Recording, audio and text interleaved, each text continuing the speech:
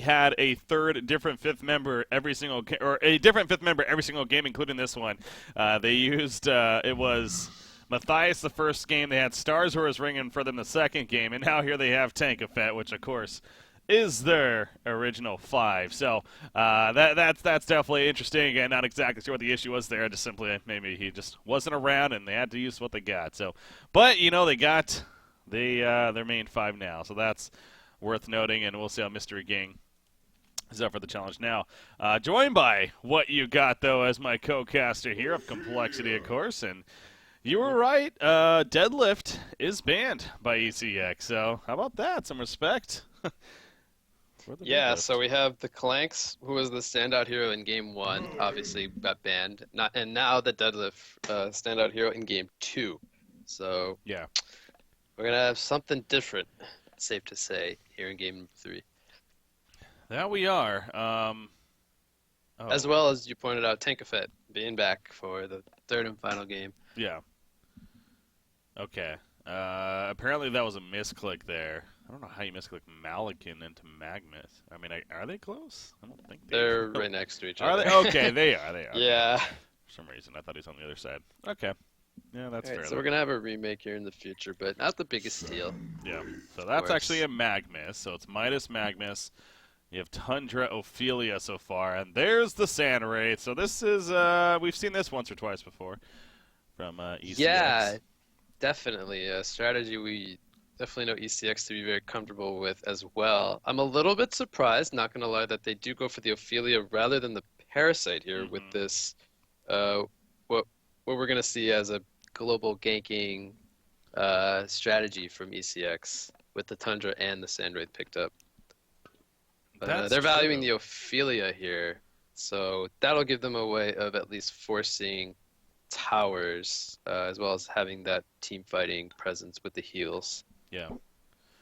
Yeah, that's a little, maybe, I don't know, they just didn't think they were going to get Sand Wraith or something, but no, they probably should have felt that would have been the case, or maybe that would have been too obvious, I don't know. Maybe. Don't go with those, so. But there's Wild Soul coming out as the final, so again, it's a Midas Magnus and a Wild Soul, so. Yeah. Not a Malikan and a Wild Soul. Anyway, so yeah, we do see the Wild Soul picked up. Very popular as of recent, getting a lot of attention. One of the fastest flash farming junglers at the moment. Definitely transitions into a mid-game, snowballing, team fighting, tower pushing kind of monster, so to speak. So yeah, there's a Wild Soul now, and we have a Cersei ban. So Imbaboy respecting the Cersei as the way of dealing with the Sand Wraith here. Doesn't want to get kind of. I want to call Cersei almost like another cheese type of hero. She's really annoying. She's similar to a Deadlift, like really annoying to just play against in general. Constant illusions all the time. Obviously the twisted visage, however you pronounce that, really annoying to deal with as well. Basically, you get almost like a free carry for your own team. So just, yeah, it gets rid of that, doesn't want to deal with it. Yeah. Yeah, so they take out that option. They got the Rhapsody ban and now Doctor ban. Speaking of Doctor, actually, he's also being played in the other series currently. I've been keeping an eye on that one. I'll pull it up again real quickly. Monitor game here. This has been a back and forth battle. Again, BMG is up 1-0 in this series, but it seems like the Clanks of Fresh over here, Provost playing it. It's enough to actually even give them a slight hero heal lead now. So, again, keep an eye on that all the way to the finish there. It seems like it's quite the duel between them. 37.5 minutes in right there. What is their game? Yeah, they got a Riptide as well as a Gladiator. Yeah. That's a little different. And then Boxy playing the...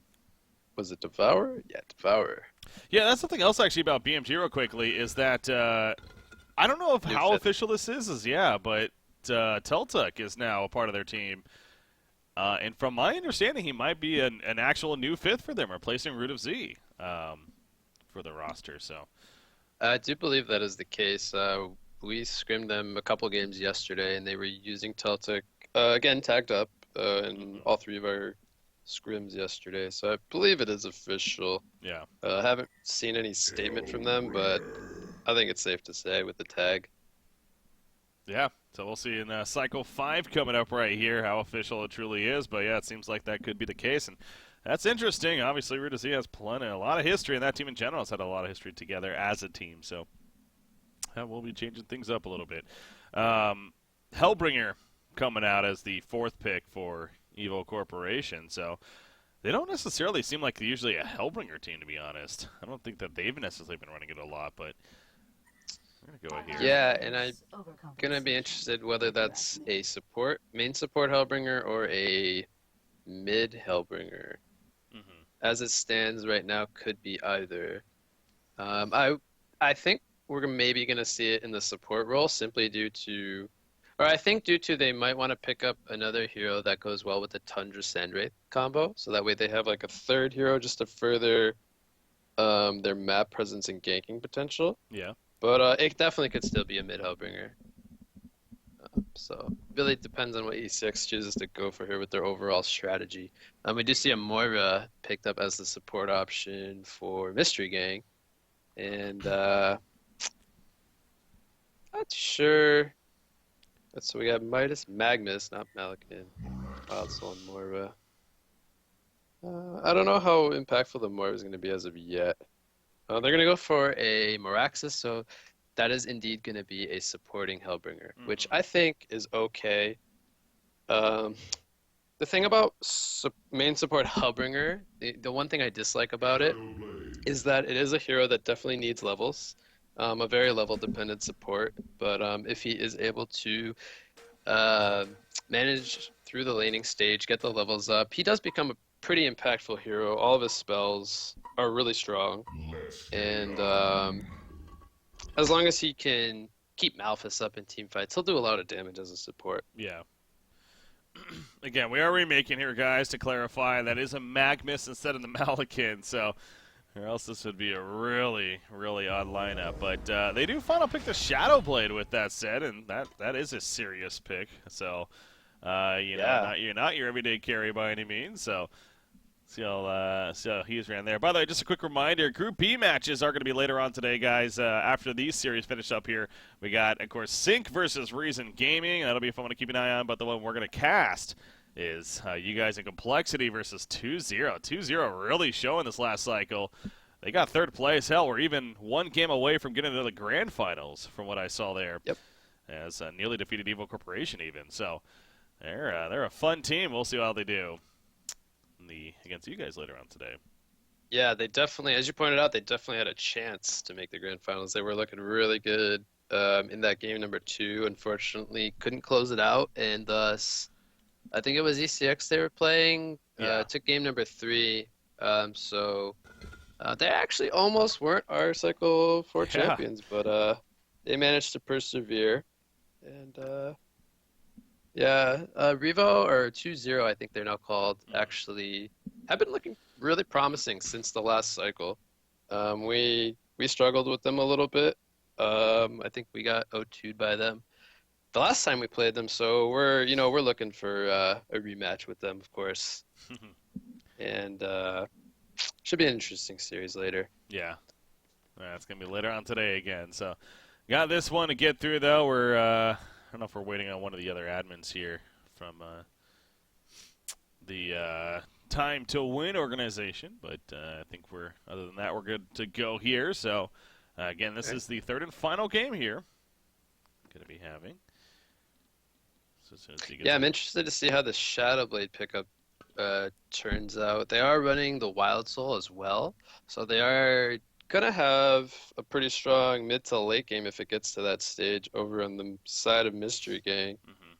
I'm a very visual person. I'm trying to remember the lineups. So I think they did have a pretty aggressive makeup over here for ECX. They did final pick, I think it was the Moraxis. It was Tundra, Sandwraith, Moraxis, Hellbringer, and Ophelia, I think. Ophelia, yeah. It was Ophelia. Yeah, so we're going to see, once the level 6s come into play for ECX, we're going to see, I think, some pretty action heavy gameplay, especially with Tenka playing the Ophelia. They're going to look to make a lot of ganks happen and turn those into tower pushes. So we'll have to see if Mystery Gang running the Wild Soul and the Shadowblade can hold off the early game that ECX is definitely bringing to the table and make it to that stage of the game.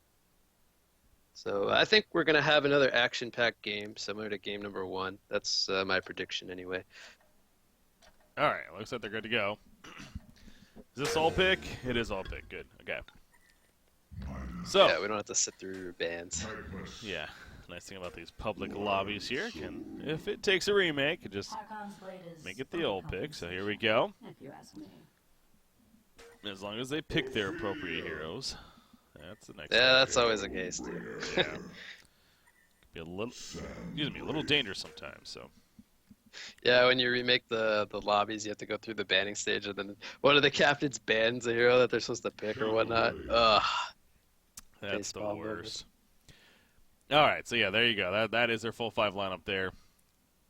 Their actual 5-man lineup again, not doing Malakin. Instead, it was the Magnus pickup. So yeah, the final pick, Shadowblade. Speaking of Revolution, now known as 2-0, obviously they were a team. Squirry over there was playing it quite a bit when they first started making their appearance here in this season number 4 of Fallen Tour, and it was a lot of fun to see. I personally am a pretty stingy person when it comes to watching Shadowplay because I find him to be a very fun hero, a hero that I like to play actually, and the idea of really maximizing his efficiency, buying those mighty blades and then selling them after you use the ultimate, things like that. I'm going to really be looking for that to see how top Imba Pingu's on it. So, I mean, you got to do it. Like, at this level of play, it's too good to not do it. So, yeah, I definitely agree with you. And whenever there's small things like that you can take advantage of and benefit from, you always got to be on top of that kind of stuff. Just, the little things sometimes are the most important things. Mm-hmm. Definitely. All right. So, here we go. Game officially beginning. Of course, Fine going to be on that Wild Soul, and he is going to be in the jungle. So, I find that actually that's another thing I really have come to observe here since Wild Soul is really coming to the tournament scene with the rework and everything. There was a lot of speculation that he was going to be a suicide still, but he's been pure jungler really. I mean, whenever a Wild Soul's picked up here in the competitive scene, it feels like he's always jungle. He's just not a laning Wild Soul anymore. So, yeah, I'm glad you brought that up, and actually. I think he's still a really good suicide option. I think the hero, he's still the same. He has the bear to pull. He hasn't really changed in that aspect. I think what it really comes down to is just how fast he actually farms in the jungle. His ability to take stacks at level 5 and level 6 really just pushes his effectiveness, I'll call it, as a jungler. I think seeing as how he's just so good in that role, I think it just makes a lot more sense to put him in the jungle versus a suicide. I think obviously he definitely can still be a really good suicide hero. I think it just comes down to he shines a little bit better in the jungle as of right now. Mm-hmm. Thus we see him played in the jungle pretty much every time. See right there, he's just checking it out with the boo-boo, but in the end, he's going to spawn him back to himself. So, yeah, the lane's officially setting up here. Tundra is going to end up middle. You got Meraxis, of course, suicide is powerful against the Moira here. So, as we've seen many of times before, it's going to be difficult for Moira to really box him out. However, you're going to be supporting the Tundra in the middle lane to start. Yeah, I'm really surprised by this. They're going to choose to leave Sandwraith alone here in the bottom lane against the Midas. So either ECX feels that they can't box out this Midas, or they feel they're better suited to getting Tundra a good start and keeping Magnus to a very weak start. So I'm actually interested by this. I'm a little surprised because I think Midas is going to have a really good time here in the bottom lane. And unless Ophelia really makes her presence felt, I think Immaboy is going to have a slow start to this game, number 3.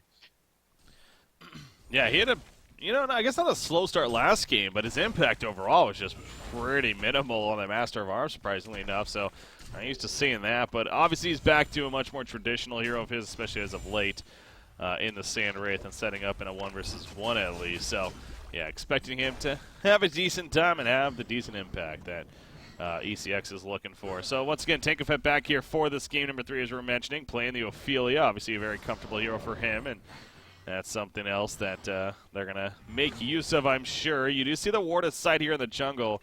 Could possibly spot Ophelia, maybe trying to set up a gank middle or something like that. So Magnus should have that information. Not anymore. It does come. Did he counter it? Oh, look at that. Yeah, So never mind. Tanka knows what he's doing on this Zero specifically. He's a monster Ophelia player. Doing a nice job dewarding his second hard camp here. Gonna have that to work with at the 2-minute mark. Yeah, so I mean that's pretty crucial. Not only does it obviously unblock it, but again now Magnus and the Telborn team is pretty blind here when it comes to Ophelia ganks, either the bottom or the middle lane for that matter. So you see right here, actually, Ophelia manages to get a double damage rune. Now may just continue to farm with this, but still a good pickup there. Magnus going to realize, oh, it was already taken. Have to head back towards mid. I assume Magnus is not getting a whole lot because of the Cellbringer, and yeah, that's the case. He only has 2 creep kills here so far, so the idea of locking down Magnus completely is being accomplished here. Yeah, they're definitely achieving that. It's just a matter of, is it worth locking down the Magnus and keeping Sandwraith at this lower GPM versus him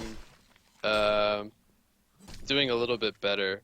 It looks like he's actually doing just about as well as the Shadowblade in terms of last hitting. So Meraxis actually contesting the top lane 2v1 quite well.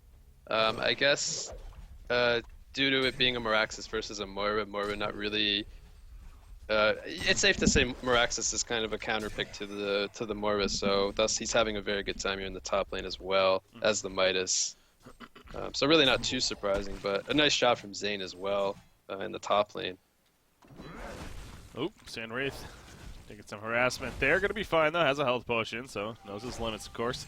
Another, Shadowblade's also kind of interesting for, obviously how you build it with the, not only the talents, but even, what early farm we see. There is the idea of something like that Thunderclaw for the flash farming, but at the same time, that Thunderclaw isn't stats-based, where you obviously consider Shadowblade to be pretty heavy stats-based. Middle lane, Magnus, oh, he's in trouble, actually. Now he gets the stun from Moira, but it's not going to be enough. Pops the Steam Bath. He is going to be denied, actually. Fine throwing out the deny right there. So we still will not have a Bloodlust kill as a result. That was huge timing from Wild Soul to deny him. I don't know if I would have killed him, though. I feel like he might have lived, but... I wasn't 100% paying attention, but it was a level 2 Death Boil, okay, which actually does do quite a lot of damage. Even at level 2, 210 damage over time. Definitely a very strong ability. But yeah, nice job by Wild Soul there to come in to deny him, guaranteeing that there is no Bloodlust yet. Bottom lane, you see Ophelia coming in, and again, keeping Midas in check right here, trying to open up a little bit for Imavoy. Midas so far, it's not necessarily out-farming Sandwraith. In fact, they're pretty even, but he's doing a pretty good job of keeping Sandwraith from taking off here, as here comes a flank from Ophelia, though. Again, has a Vulture Lord, not the scariest gank minion here. And is just going to continue to box him. Hellbringer even making a rotation. Midas going to go in here for it. He's got the salvo ready to go. Oh, is it enough? One auto attack. He can't get it to the line of sight. He is going to go down the Bloodlust kill in favor of Midas. Now, at what cost here? It looks like he might actually fall. No, he gets the Elemental Warp off the mana battery. Just enough mana to secure the getaway. So, you think back to that deny from Wild Soul, that if it wasn't for that, I mean, they would not have gotten the Bloodlust kill themselves even. So, even that much more crucial here. Yeah, and that's a nice start for the Midas. One of those heroes that if he gets a good start, he can, really pick up his momentum. He's able to, once he gets the levels up, clear creep waves really fast, get that gold per minute up, and just become a really big nuisance to deal with, split pushing lanes and setting up kills. So it's a pretty important kill, I'd say, for Mystery Gang, getting that onto their Midas. Level 6 Sandwraith is up, and Imbiboy just TP back to well. We'll see if he decides to use the Mirage here in the near future. Tundra is level 6 as well, so I suspect something to happen very soon. He's going to TP bottom, actually, with the Homecoming Stone here. Now, Hellbringer coming in again, only level 3. I think Midas should be fine here, unless Tundra, no, that's an illusion Tundra, so... Yeah, Midas going to be more than fine. You mentioned the level 6 Sandray, so keep an eye out for a gank somewhere at least, especially with that Tundra synergy of being able to lock somebody down. But for the meantime, not going to be happening. Instead, Sandwraith will Just trying to pick up a little bit of farm here, as it's been struggling. Only 230 gold per minute, really. So, Ophelia, for that matter, hasn't necessarily been taken off either. Obviously, her gank attempts have come up short here a couple times, so that's of influence. She usually relies on at least one or two of those to work. So, another reason why she's not maybe necessarily doing the best. But on the other side, it's going pretty good, especially for the Wild Soul. Is now over 400 gold per minute, and then Shadowblade, he's looking good. He actually went bottle here in the off lane. Not your typical build, but likes the bottle in this case. Yeah, I think it's just due to Meraxis being able to output a lot of harass with the axes. Sandwraith ulti, middle lane. Was it? Okay, that was middle, yeah. Yeah, he did TP to it. Are they going to dive this Morva, though? They have minions here from Ophelia. Can the Skeleton get in range? Yes. Into the stomp. Really nicely done from Tankafet there. Great catch there. The funny thing about that initial kill, by the way, is that it was actually a solo kill from Embry. Actually, Samurai didn't even get credit for it. On the yeah, Tundra already level 8, and his damage output once he hits level 7 is really high. So thus we see him pretty much able to kill Magnus by himself. Magnus not really the tankiest hero, strength hero that is, early on. Yeah. It also doesn't have the boots picked up. So nice job from Bray in the mid lane. Midas rotating back towards the bottom, but Wild Soul has been another kind of intriguing hero in terms of how we see him built. It doesn't seem like there's any set build. It seems like really from player to player, maybe game to game even, how he decides. And this time around, kind of interesting itself. I mean, Boots and now Ring of the Teacher on Boo Boo, actually. With Steam Boots on himself. So maybe just going to be going for the other Abyssal Skull here. Yeah, and a lot of the times, I think there's the discussion of whether or not to go Alkbones. And it seems like a lot of the time we do see Wild Soul, there's an Ophelia or Parasite on the other side, so I think you could make the argument that Alkbones could have been an okay choice this game, especially due to the fact that he was pretty much free farming his own jungle for the past 9 minutes, so he could have had that tool to work with, also being up against the Ophelia. But he's chosen to skip it here, gonna go for the quick Steam Boots into his next item. Oh. Top lane. Yeah, there's going to chase down some more axes, but what a reaction by him. He actually gets the Feint Siphon proc, to proc his Arcane Shield, that is, and actually gets a Speed Burst to get away, so that was pretty cool. I think he actually could have been in a little bit of trouble, maybe. Well, maybe with the Matrix, I guess should have been fine in the end, but makes it easy to get away. But man, this tower is going to drop fast. Double damage on Shadowblade as well. I don't know if more axes can stop this necessarily. Will need some backup. He's going to get some TPs coming in. He caught Shadowblade out of that Q form. He pops a Gargantuous Blast, will Feint Siphon to his teammate, and he's on the run now. So the tower kill in favor of Mystery Gang, and it is going to be secured. What a getaway, too, by Shadowblade. Yeah, and they even rotate Ophelia up here. Unfortunately, not able to get the tower deny or a kill onto the Shadowblade, so they did force a lot of ECX to rotate up here, and unfortunately they didn't get anything out of it, as we do see action onto Magmus. Yeah, well, more so Tundra's actually going to go down. Magmus, maybe he was jumped first, but he got the backup in time, and they turn it right there. Yeah, it looks like the Avalanche was used. They're going to clear out the minions as well, so makes that rotation all the worse here for the Legion side. And man, this lead for Mystery Gang. This is a game number 3, or final game of the series, and Mystery Gang, 3,000 gold lead, 3,300 experience lead right here. They're looking pretty hot here in game number 3. Yeah, and I do dare say that this is looking a little bit scary for ECX. I did talk about in the draft that I felt they were going to be the aggressive team bringing the momentum to the early game, and Transmute lands onto Sandwraith, but nothing going to come of it. But yeah, giving up kill onto their snowballing kind of Tundra, who they prioritized farm here in the middle lane, is never what you want to have happen, as well as Ophelia losing most of her minions and then having to basically farm for a few minutes and get them back. So that's a lot of downtime for ECX now, where they can't look to make plays. Yeah.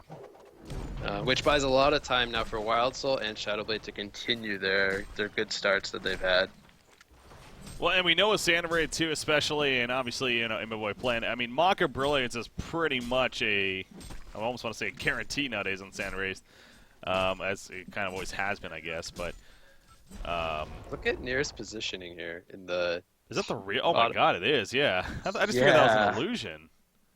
What the hell is he doing up here? I guess he got the I think ward down. They're gonna counter it though. Yeah. They know something's up. Yeah, you see Moore gets the counter ward and he's gonna place it like right That's on top. really of it. heads up play. Yeah. Nice job. That's gonna waste a lot of Near's time now.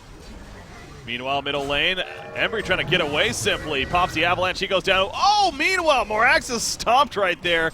Unfortunately, he was disjointed by Midas as he was in the leap animation. Moira, Arcane Vortex, catcher inside just to survive. Nice catch coming out of it as well. Sammy dropping, Sammy goes down.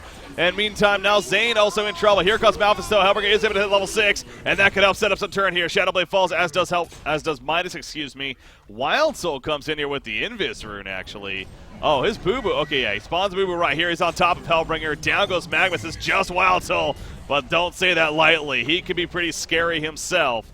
Unfortunately, he's not going to be able to get that kill on a Hellbringer in the end. He just got a little too far away. So that worked out beautifully for ECX. Man, Malphus right there. That was a huge timing for Hellbringer. There was a buyback onto Tundra in that fight as he did go down. I Okay. think he was the first hero to go down, so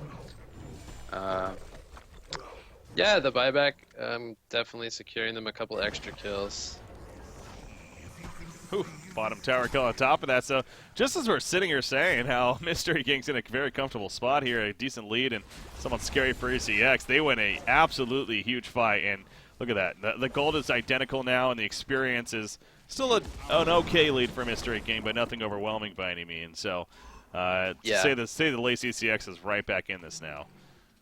Yeah, and Ophelia, I believe, just purchased her Astrolabe. I think it'll be flying out shortly.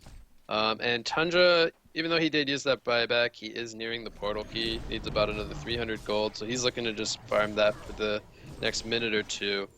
And I think that's ECX's next window. Once the Hellbringer has Malphus back up in a minute to look to do something. Definitely, they need to look to create some more time for Imboboy here to farm up his Mach. He is still farming, not the greatest, little under 300 GPM. So that's where I think ECX is looking to go in the next couple of minutes. Whereas Mystery Gang could look to attempt a Kongor now that Wild Soul is level 12 with the Abyssal Skull. And Midas is about to pick up his Blink. How's that coming out here? Yeah, 2250, so there we go. There's the purchase. Meanwhile, the find on the Moraxis, but speaking of portal key, he uses it right there defensively. Yep, goes for the Strider's portal key. So as we talked about earlier, Zane had a really good time in this top lane, has 0 deaths, and sitting at over 300 GPM in the long lane. Really well done by Zane. Yeah. But we do see a group up from Mystery Gang here in the middle lane. They're going to look to force a tower. Wild Soul's a really big threat right now. I mean, he's not only pretty damn tanky, but obviously he does plenty of damage between him and his bear. So, yeah, they're going to kind of not give this up necessarily. In fact, Magnus will go down. That Steam Bat doesn't work too well when you're sitting next to a tower, unfortunately. So, oh, meanwhile, Malphus comes out and hits 3. This could set up at least 1 kill. It does on Amora. Midas is able to escape. Yeah, overstaying a little bit there was Mystery Gang. I mean, not the greatest casualties, but still giving a couple of kills nonetheless to the Legion side. They got the tower kill, though, in the end. Yeah, I really dislike their choice there to go behind the tower. They kind of compromised their positioning, I'll say, with the supporting caster on the Wild Soul. They really just needed to let him sit there in the front lines and hit the tower. Force ECX to focus their attention onto Boo-Boo or even Wild Soul himself. But yeah, definitely they just compromised their positioning, so I'm a little curious as to why they did that. Unfortunately, giving up 2 kills. They did get the tower in the end, but I feel like that was a little bit of a misplay by them. I do, heads up here from Near, by the way. I feel like, what the? He just went over that clip with Malphus. Anyways, I feel like a lot of times with Hellbringers and Malphus, you know, they kind of use it in a fight, and then after the fact, it's kind of just left to just do whatever, and then maybe just ends up dying to the other team, thus giving them some bounty, or, you know, he kind of just stands there doing nothing. Near, he actually goes over to the enemy Ancients and just farms the Ancients with it while it's still up and gets a little bit of farm there. So, you know, it's, again, just kind of a good heads up there to make the most out of your Malphus. Yeah, and it looks like he almost killed the entire spawn. Maybe just fell short of the last Predator there. But Yeah. yeah, I mean, that's some good farm for Hellbringer. I mean, normally when you play the support role, you don't really get the luxury of picking up last hits. And hell, Ancients are a nice bounty of gold, especially for support. Absolutely are. And speaking of Hellbringer, actually going to be stacking his own Ancients right here. Get some triple stack going, and I mean, Sandwraith has 3,000 gold just about saved up, so the Mock of Brilliance is coming along very nicely now. Again, especially being Emba Boy, we know that he does like to go to that Staff of the Master, the Resto Stone combo after the Mock of Brilliance, so really no reason to expect different here.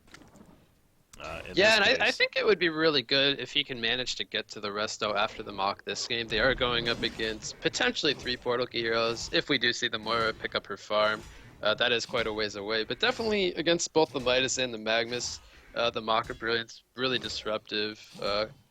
Will definitely play into effect with the Eruption, or Magnus being able to get off a good Eruption. So yeah, if he's able to get to the Resto Stone, there's a lot of Shrunken Heads that will, need to be picked up, and that's quite a ways away for a lot of these heroes on the Hellborn side. Yeah. You got Shrunken Head for a Wild Soul. Is that even finished? It absolutely is. Yep. So, yeah, it's one of those. Yeah, I think. Where are we gonna go with the spawn? Well, Hellbringer, he got the illusion reel at least. But yeah.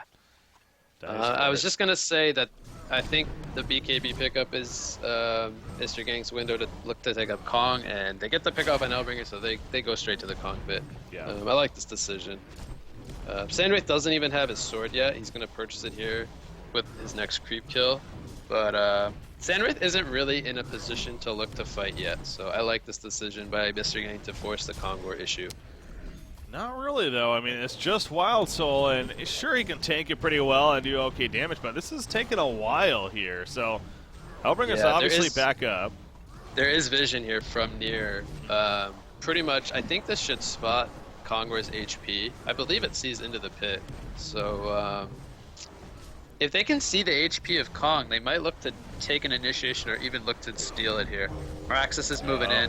Here we go. Malphus comes down the big radius. There's a stun in as well. Samwraith pops his ultimate. Doesn't port in, though, initially. Somebody got the token on the Hellport side, though. Yeah, it looks like it's Wild Soul, and he's chasing them out now. Meanwhile, transmitting to the background. Samwraith is caught. Samwraith goes down. Tundra, he's also in trouble. So the good chance there for Evil Corporation ends up coming out on the bad end. And now Tundra's on the run. Look at that, though. He drops the portal key, picks it back up, does the PK trick, and he manages to escape. Well played from Embry right there to make his getaway. But obviously a victory for Mystery Gang. They get the token, they keep it, and they kill Sandwraith on top of that. Huge swing of momentum here for this Hellborn team. Yeah, and they weren't able to get the ninja on the token, so really, if that wasn't the case, that really wasn't going to be a one-team fight for ECX. Sandwraith, again, just really isn't in a spot to participate in these team fights. There's too much AoE and magic damage coming out from pretty much everyone other than the Wild Soul at this point. So Sandwraith, I mean, if he goes in with the Mirage, he's pretty much just going to get locked down with stuns and go down. Doesn't even have vestments picked up. So he's just really in a tight spot right now as far as participating in these fights. Whoa, what a big stun from Magnus. He doesn't have enough mana for the Eruption. Here comes the TP support, though. And Ophelia is definitely dead. Moraxis has that Matrax. He is going to be able to be ported back at least, but what a port in. Magnus, if he had enough mana for the Eruption, it might not have been able to get off, to be fair, but man, that could have been absolutely enormous. So, but they get the one kill, they get the Ophelia minions, and they even keep the tower alive on top of that. Now, meanwhile, middle lane, obviously all the TP's being used right there. So ECX is very aware of that, and they're going to try to capitalize at least a little bit here as they push towards middle now. But not going to be a tower kill in the end. In fact, Hellbringer, he's going to die, most likely. Yep, he gets caught.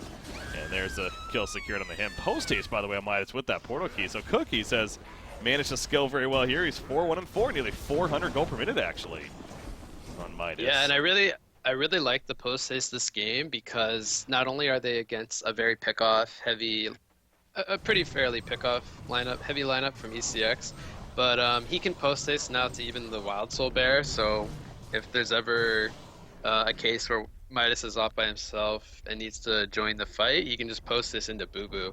So I really like the post haste pickup. And actually, we have an Insanitarius pickup here from Shadowblade. Yeah. I find that quite interesting. I dare say he's gone for the strength build, I believe. Yeah, he has sitting on the plus 30 strength. It's so good this early on in the game, and in fact, yeah, he has 30 charges on it. I want to say he has not been doing what we were talking about. I know I haven't been paying 100% attention to that because there's obviously been other things going on, and Wild Soul's been more of the focus here as far as carry goes, but it feels like it should be a little bit more if he was. But, hey, you know, he's obviously still doing plenty here for his team. Yeah, and I really like the fact that he's gone for a strength build because they're in such a good spot right now, especially with Wild Soul, like, kind of getting out of control at this point. With him building for a strength build instead of, like, an agility build, it really just allows him to, as well as the Wild Soul, be up in the front lines, output a lot of damage as well as absorb a lot of damage. From ECX's side, so I'm not normally a big fan of the strength Shadowblade build. I think the agility build is far superior, in my opinion at least, but I really like it in this game, so I'm glad he's gone for it. Yeah, whether it's as typical or not. Sandwraith, he has the Mach now, going to pop that ultimate. I don't know if he's going in, though. It doesn't look like it. The other kind of team is, though, and Tundra melts as soon as he did. There's Malphus, not the biggest, though. As you see, follow-up pretty minimal. In fact, that tank build doing work right here. Ophelia's caught in the front lines. Magnus stuns in the back. Moraxis with the response right here. Magnus will go down, but at what cost now? The chase continues. Shadowblade is getting a little lower. He will back out, as will Wild Soul. There was a buyback, by the way, it looks like. Yeah, second buyback and final on Tundra, and he's going to die again as he went way too deep right there.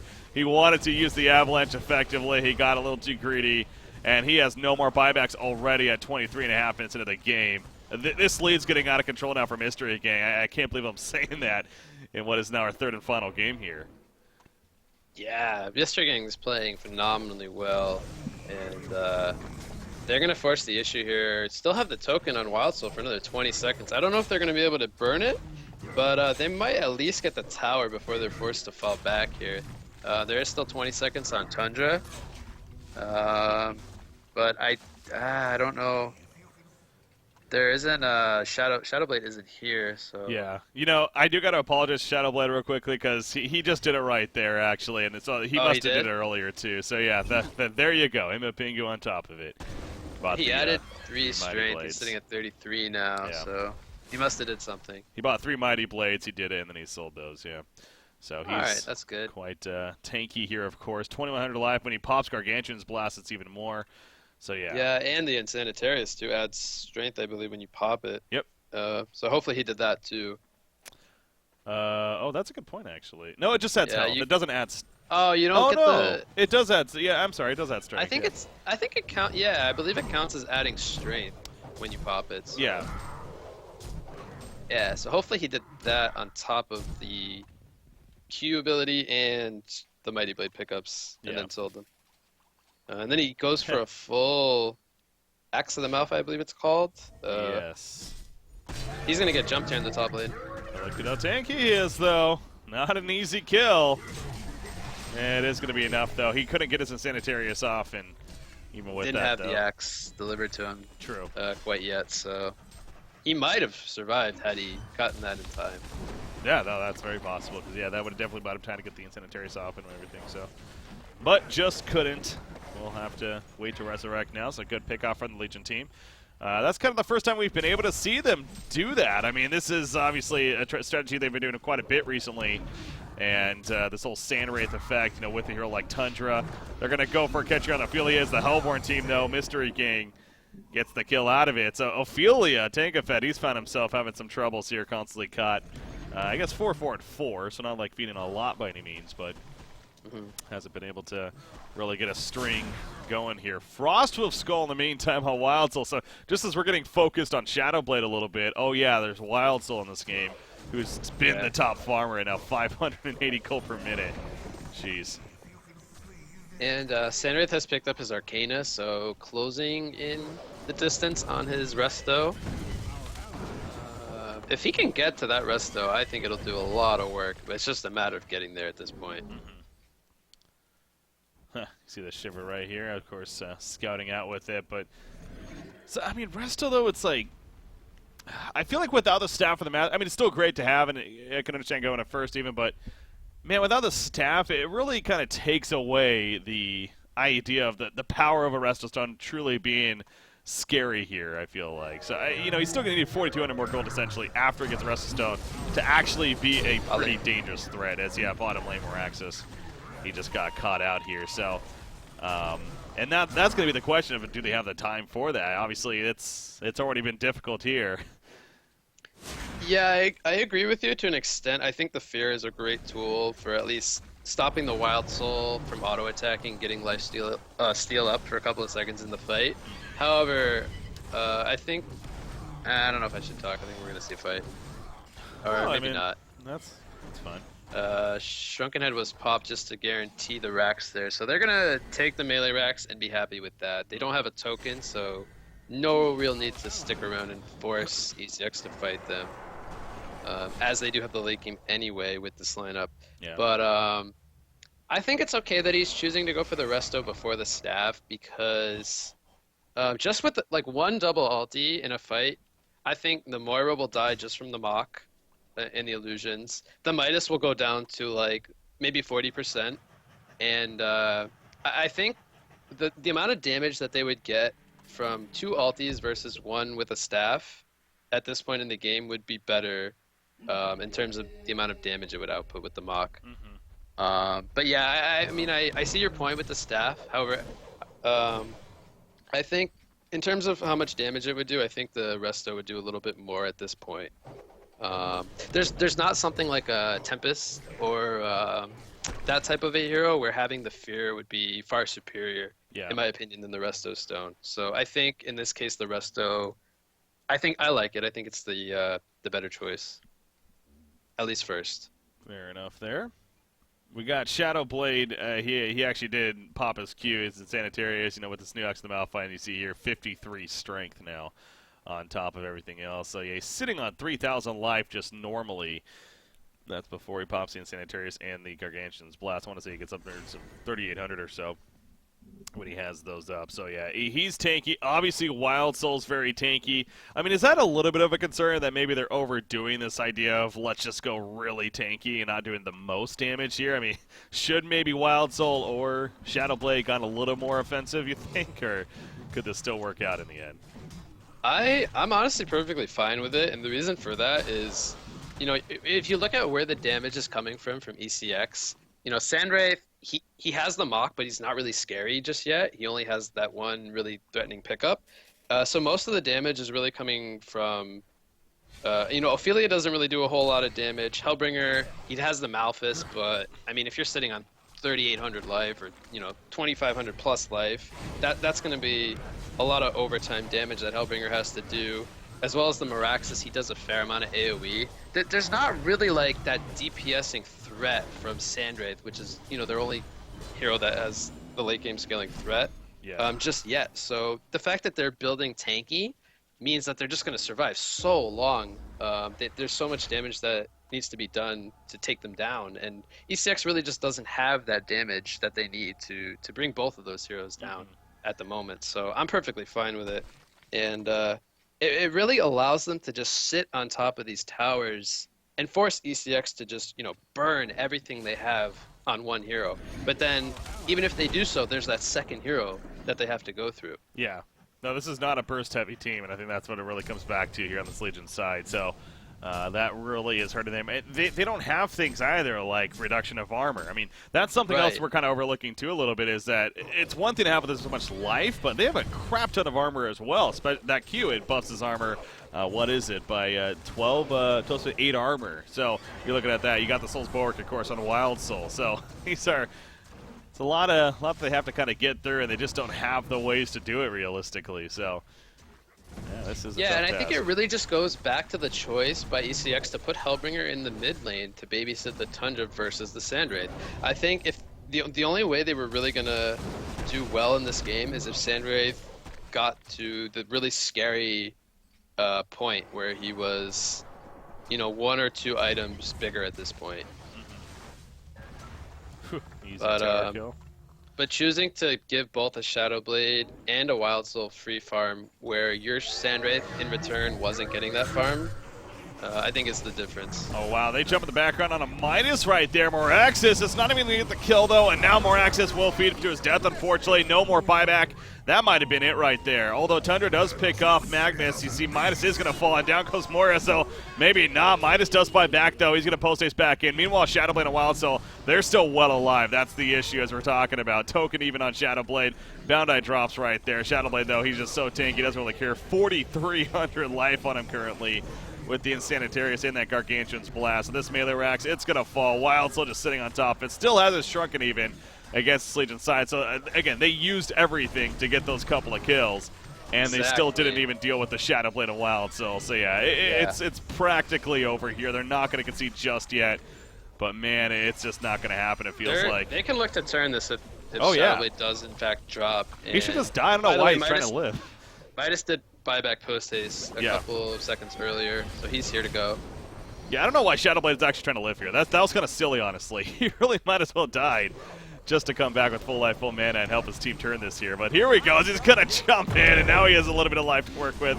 Still with the token. Here comes Moraxis back in. Midas does get caught again. Midas may end up falling here. He will. But now Shadowblade putting out some good damage. He's still alive. Finally goes down. But here comes that full life and full mana now. Even Magnus rejoins the party as he bought back too. So, yep, the double buyback on Midas. He's coming back again. Or he's already here. I know ECX doesn't want to give up, but... Yeah, Demonic was just bought by Wild Soul. Now they have even another big team betting on him. Sand Wraith, he gets caught. Nope, that's fake. Never mind. There's a real one, actually. He's just on the run, though. Here he popped his double ultimate, so he's not much else he can do right here. He has to stay alive. Shadowblade not going to let that happen, though. One more auto attack. Oh, it's not enough, though. It wasn't enough for the kill, so he gets back to the well. Now, GG's are called. Okay, I was going to say, they should be going top lane, but it doesn't matter. GG, well played. What an upset here to kick off the Time to Win tournament. Mystery Gang takes out Evil Corporation 2-1 in this best of 3. And real quickly, I want to stress this, that I saw a lot of people after that second game. It's like saying, oh well, Mystery Gang, the only way they're going to beat this team is by cheesing really hard, and deadlift as you're even getting at. It's kind of that kind of hero. And sure, I mean it was a catch them off guard strategy, and it happened to work. This game, I don't think there was that at all. It was just simply them outplaying Evil Corporation. It felt like this game 3. Yeah. So. I'll be completely honest, in my opinion, I feel like Wild Soul's a tad cheesy, but the rest of it, like the other 4 heroes, there was nothing cheesy at all about it. It was just really good play coming out from Mystery Gang. Yeah. And I gotta go back and question, honestly, like the decision to not put Hellbringer in the short lane and, prioritize Sandwraith just having a good time. I think that really was the biggest deal. At least that's how I feel. But other than that, just really, really good play coming out from Mystery Gang. They capitalized